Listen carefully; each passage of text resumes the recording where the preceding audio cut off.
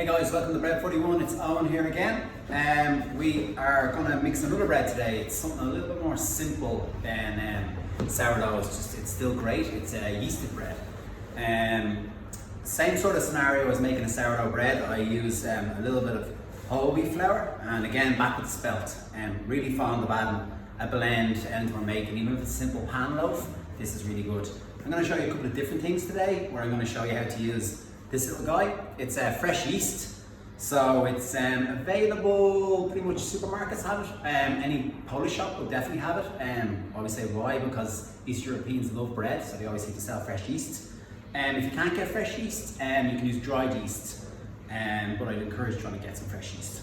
So straight up again, simple ingredients in a bowl.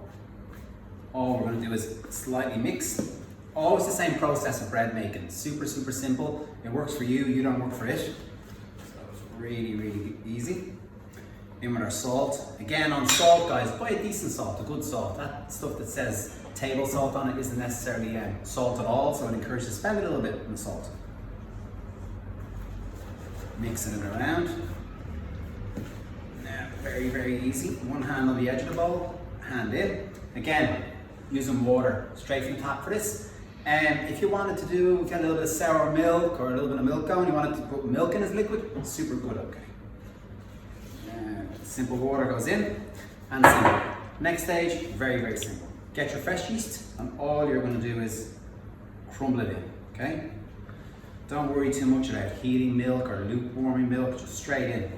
Again, one hand in the bowl, one hand in, and bring in the ingredients from the inside of the bowl right to the outside. All the way around. Look at this come together now. Really easy. Bring it in. Very simple. There we go. Bring it all together. Roughly to the top of this point. Get it out of the bowl. Simple. Set your bowl aside. Come back to your bread. Right, we're going to go kneading. Okay. How do you knead? How does it work? It's again, each and every person kneads differently. I'm going to bring this mess together. So it's going to take about 2 to 3 minutes for me. I've made a couple of loaves of bread in my time, so this is gets easier as you go along. There we go. Off your fingers, get it in. All I'm doing is pushing and pulling. See? Push. I'm turning the loaf with my left hand and pushing with the right. Super easy. Together. A couple of top tips on this is bend your knees. It sounds silly. But it's super important. You'll get a pain in your back. And next thing, guys, breathe, okay?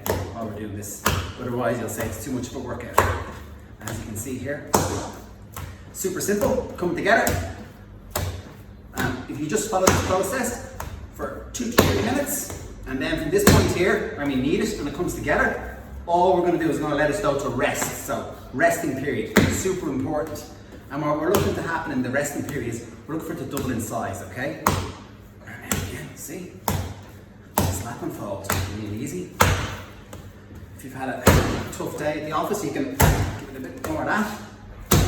But this is again, breathing all the time, okay? You can see the dough coming together there now. All I'm gonna do is lightly set that aside. It can go to an oiled bowl or under a little bit of a cloth. Now,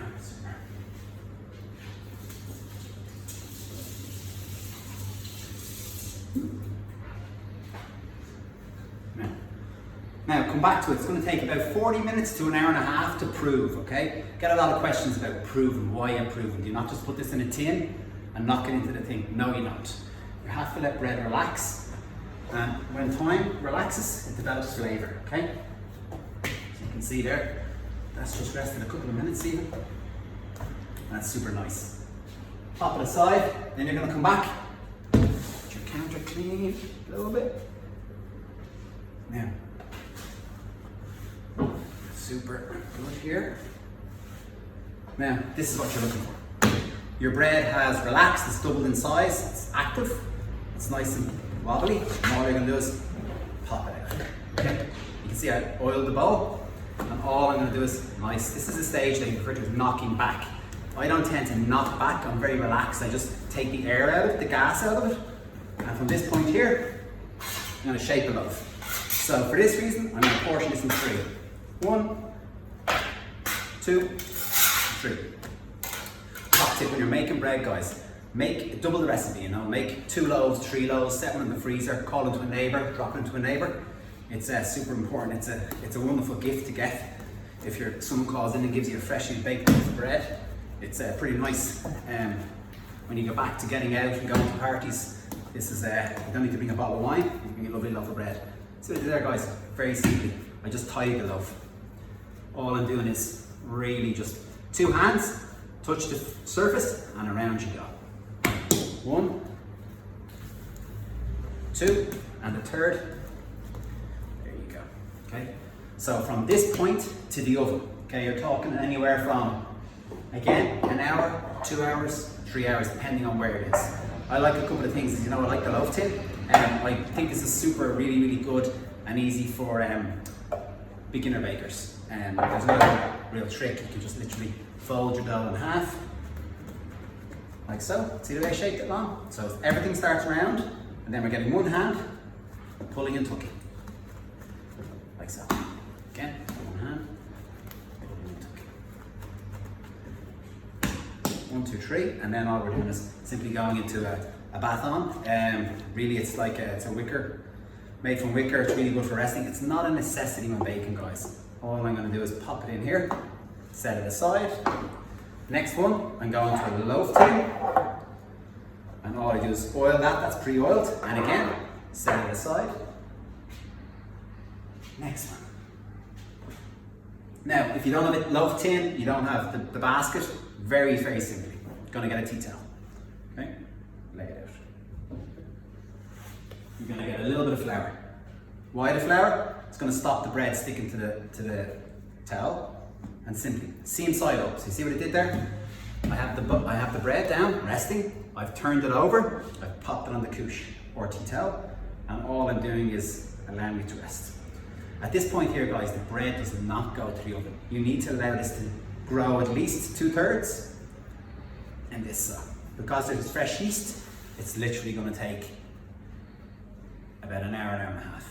From this, once it's doubled in size, the loaf, you're gonna, the good thing with the loaf tins is once it's grown 3/4, it tells you it's good to go to the oven. So pop it in the oven, and this is what you should look like from the oven, okay?